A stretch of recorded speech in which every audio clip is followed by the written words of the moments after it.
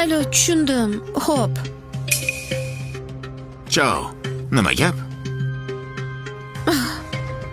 Bobom ham bilmas ekan. Aytishicha, o'sha muhim shaxs bilan ko'rishibdi. Lekin u to'satdan kirmaslikka qaror qilibdi.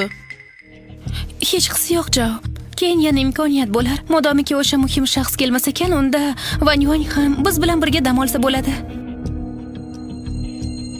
Mayli. Agar Jisya bo'lmaganida, bizni davramizga qo'shilishni tushingda ko'rarding, Vanyuan. Ha. Yaxshiligingiz uchun katta rahmat, sen xonim.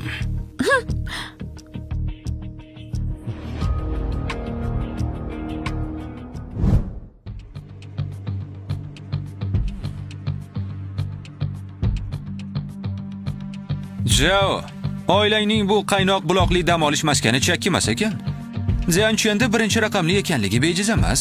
Albatta, bu hammasi emas. Mana bu Hayue pavilyonida bobom bir umr yiqqan kolleksiya saqlanadi. Bu yerdagi har qanday buyumning narxi millionlar turadi. Janob Tsinning didi rostdan ham o'zgacha ekan. Kimlargadir omad kulib boqdi. Bu yerga kelib dunyo qarashini kengaytiradigan bo'ldi. Odatda bu yerga begonalar kiritilmaydi. Hoy, chao. Eshitishimcha janob Tsin o'sha muhim shaxs uchun aynan shu yerda oliy darajadagi ziyofat uyushtirmoqchi bo'lgan ekan, ha? Hey! Mana bu rasmga qaranglar. Chet ellik rassomning asariga o'xshaydi.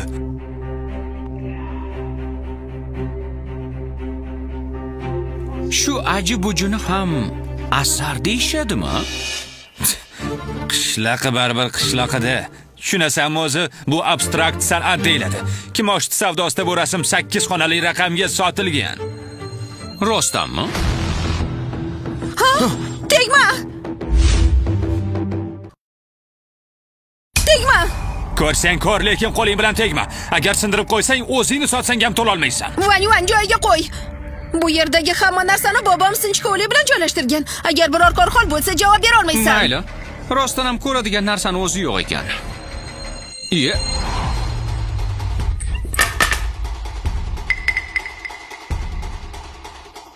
Tamom. Endi aniq o'lding. To'xtang. Shovqin solmang. Ko'tarib joyiga osib qo'ysam olam guliston. Vanyuan, sen buni ataylab qilding. Atayin qilmadim-ku. Ha?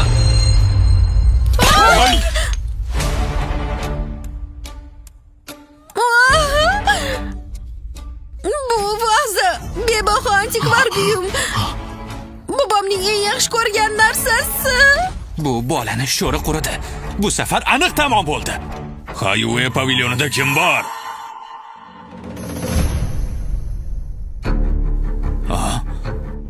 Bobo!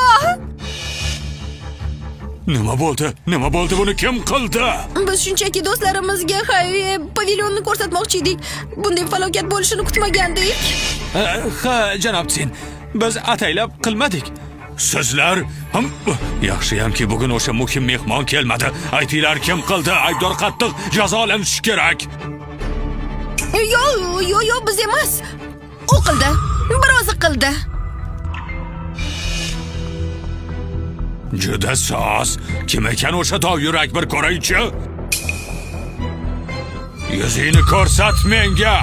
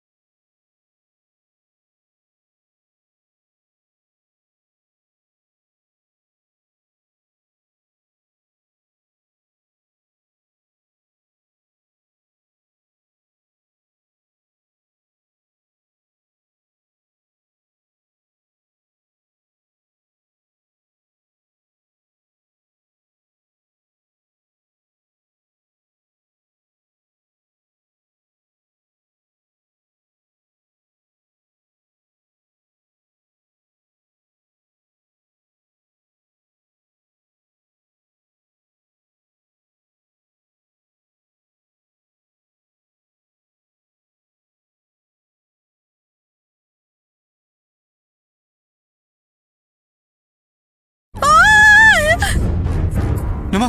Haligi yaramas Jao. Ha? Sen? Bobo, yoshlikmisiz? Janob Tsin, jahlingiz chiqmasin. Sog'lig'ingizni o'ylang. Yaramas.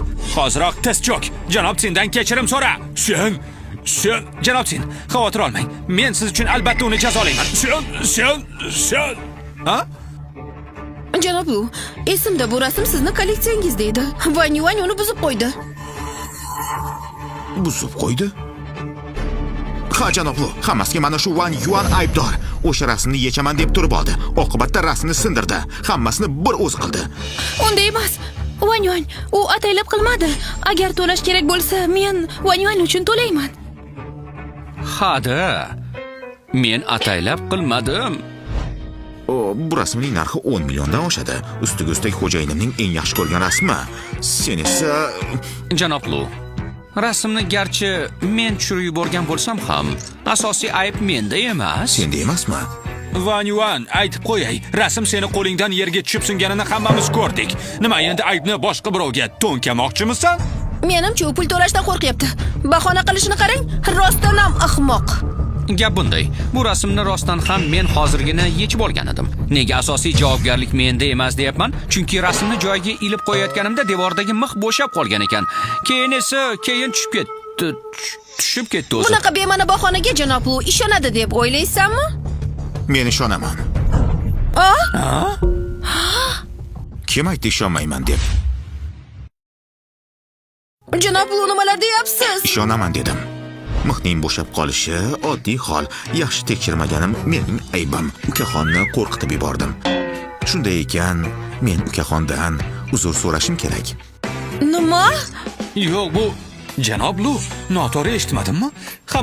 Hammasi shu xolosmi? Bo'lmasa yana nima qilmoqchisiz? Men bu Van Yuan, janob Lu seni kechirsa ham, bobomning eng sevimli vazasini sindirding. Bobom seni tinch qo'ymaydi.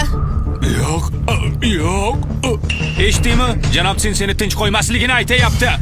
Yo'q, hech qisi yo'q. Bobo, nima deyapsiz?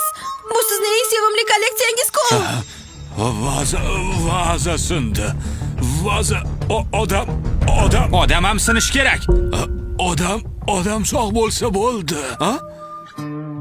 Bobo, nimani nazarda tutyapsiz? Men Bo'ldi. Qariya hayajonlansa tili tutilib qoladi. Men u bilan alohida gaplashib olaman. Lo. Meni eshiting. Kichik janob Van hozircha kimligini oshkor qilishni istamayapti. Sir saqlashingiz kerak. Yana bir gap. Unga yetkazishim kerak bo'lgan biror gapingiz bo'lsa menga ayting. Yordam ber menga. Nabiramni kichik janob Van bilan yolg'iz uchrashishini tashkillashtir. Nabiram tayyor. Tushundim. Bobo, o'zingiz yaxshi his qilyapsizmi? Bor. 3602 ga bor. Katta. O'sha muhim shaxs keldimi? Tushundim. Hoziroq borib tayyorgarlik ko'raman.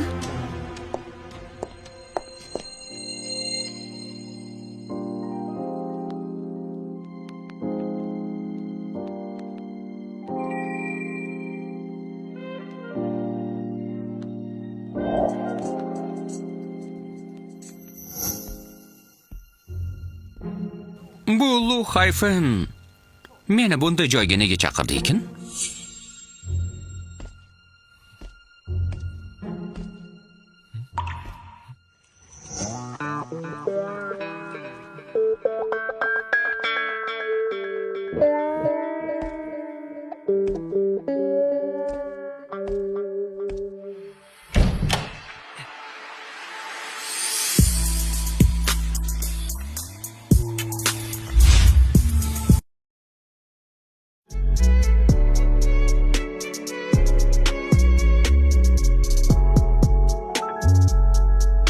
Bu qaynoq buloqli dam olish maskanida bunaqa dasturlar ham bor ekanmi?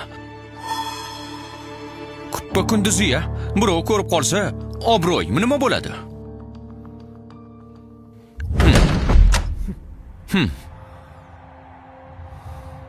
Mana bunday qilsam, hech kim ko'rmaydi.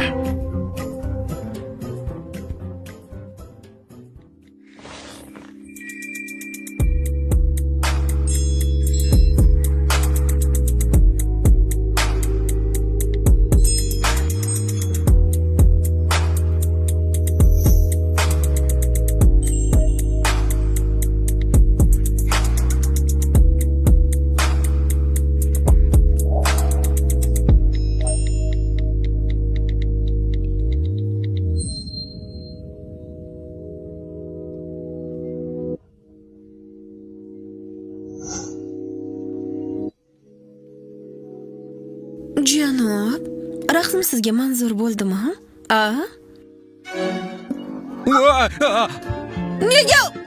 Nega sensan? Bu meni gapim. Sinjao, odatda juda mag'rur ko'rinarding, shaxsiy hayotda esa bunaqa ekanligini. Ovozingni o'chir. Ko'zingni ham yum.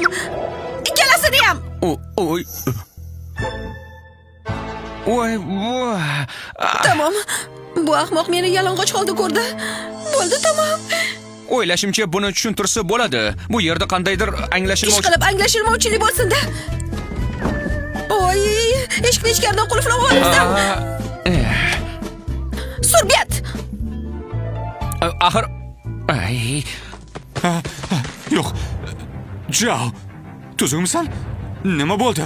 Men qichqirganingni eshitdim. Men Xudoyim. Nima? Sizlar